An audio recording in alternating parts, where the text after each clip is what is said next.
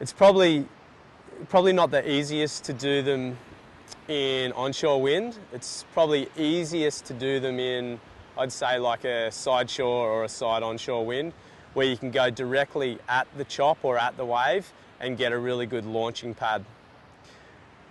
But on this particular day, the wind's pretty much straight onshore. As you can see, I'm running straight along the waves. I've built up a lot of speed. I'm sheeting out the kite and I'm sort of riding with the same technique as what I would be if I was tacking upwind. Now you can see my body position change. Right here I'm lowering my centre of gravity. My butt's almost touching the water. What I'm doing at this point is I'm edging as hard as I can against the kite to do two things. The first one is to bring the kite as far up into the wind window as possible, and also to really lower my centre of gravity for takeoff. It's all about when you first leave the water.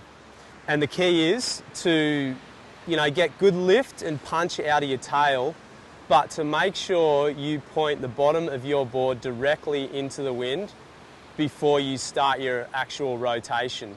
If you don't do that, what's going to happen is your body's going to rotate, but you're going to leave your board behind. You can see here I've actually pushed really, really hard off my tail. You can tell by the amount of spray that's coming off just before I leave the water. It's also really important to make the grab as soon as possible, because throughout this turn it's impossible to keep your board pointed into the wind at all times, especially during the landing. Your board's going to actually spin right around, so if you don't grab it, the wind's going to blow it off your feet halfway through doing the back roll. Ultimately you want to angle your board into the wind as long as possible. This is going to make it a lot easier in holding the grab and also holding the turn. Okay, at this point I've pretty much got the kite straight above my head, but I've stopped turning it. Throughout the back roll, you want to keep it above your head and ready to turn it back down as you come down. To get a really good clean rotation, you really need to be looking over the shoulder in the direction that you want to go and really focus on that. What can happen throughout doing a back roll like this is if you take your focus off the direction that you're heading, the rotation will stop mid-flight. Okay, as I go through the rotation, I'm just about back around. This is where you want to spot your landing. Okay, you'll notice that I'm holding the grab throughout the entire back roll